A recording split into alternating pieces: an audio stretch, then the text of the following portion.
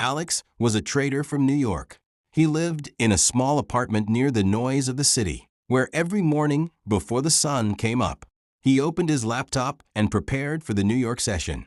Alex loved speed, fast moves, strong momentum. He liked the energy of Wall Street. To him, the market was alive. But Alex was not reckless. On his desk, next to his coffee, was a notebook with 3 rules written in bold. Protect capital, respect risk, follow the plan. He had learned the hard way that one emotional trade can destroy weeks of discipline. Thousands of miles away, in London, lived another trader named Oliver. Oliver's room was quiet. No noise, no rush, just a cup of tea, soft rain outside the window, and charts on his screen. On his wall, one sentence was written: "Patience is power." Oliver was calm. He didn't care about fast moves. He cared about clean setups. Sometimes he waited hours, sometimes whole days, without taking a single trade. He often said, "Not trading is also a decision." Alex and Oliver had never met. They didn't know each other, but they shared the same dream: to become consistently profitable. Not lucky, not emotional, but professional. 2 cities, 2 styles, 1 goal.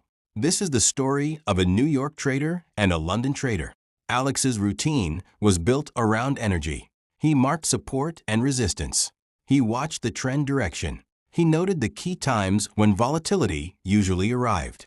When the market opened, he was ready. But Alex wasn't always like this.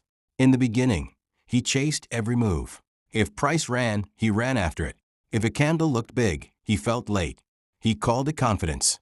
But deep down, it was fear of missing out. Then came the day that changed him. A strong move appeared.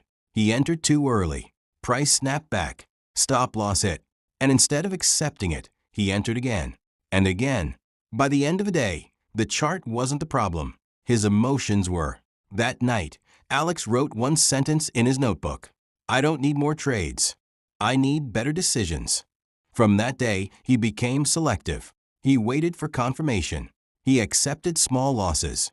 And he respected his daily limit. Across the ocean, Oliver's routine was built around calm. He started with higher time frames. He marked zones, not single lines. He asked one question: "Is this clean enough to risk my money?" Oliver also had a weakness in the past. He waited so long that he sometimes missed the best move. He watched price leave his level perfectly, and he felt regret. But instead of chasing late, he improved his timing. Oliver told himself, patience does not mean hesitation. It means choosing quality over noise. Alex trained speed with discipline. Oliver trained patience with execution. And slowly, both were building the same thing: trust in themselves. One day, gold started moving fast. The candles were strong. The internet was loud. Everyone had an opinion. Everyone had a prediction. Alex saw the chart and felt the pressure. His heart said, "Enter now." His mind said, "Wait for your level." He stared at the screen for a few seconds. Then he leaned back and breathed. He opened his notebook and read his first rule: protect capital. Alex whispered, "If I miss it, I miss it. I will not pay for excitement." He waited. Price pulled back. The setup became clear. The next candle confirmed the direction. Alex entered with a small risk, a clear stop, and a calm mind. The trade worked, not because the market loved him, but because he respected the process. He didn't celebrate. He just wrote: disciplined entry, controlled risk. That same day, Oliver faced a different test. Price came near his zone, but the candles were messy. No clean close. No clear confirmation. Just noise. Oliver felt that familiar voice. Maybe this is enough. Maybe it will run without you. He smiled because he recognized the trap. He replied to himself, "I trade rules, not hope." He didn't enter. Later, price reversed sharply. Many traders got caught. Oliver stayed safe. He closed his laptop and said quietly, "Sometimes the best position is no position." That day taught the same lesson in 2 different cities. The market doesn't test your strategy first. It tests your emotions. Weeks turned into months. Alex had losing days. Oliver had losing weeks. But something inside them was changing. Alex stopped trying to make it back in one trade. He stopped measuring himself by a single result. He began to think in probabilities. He told himself, one trade means nothing. A series of disciplined trades means everything. He created a rule. After a loss, no revenge trade. After a win, no overconfidence. Same process, same focus. Oliver also matured. He stopped doubting his edge after one bad day. He stopped looking for perfection. He accepted that even a great setup can lose. Oliver reminded himself, my job is not to win today. My job is to survive long enough to win in the long run. Over time, Alex became faster in execution, but slower in decision-making. Oliver became more confident in entries, but still calm in waiting.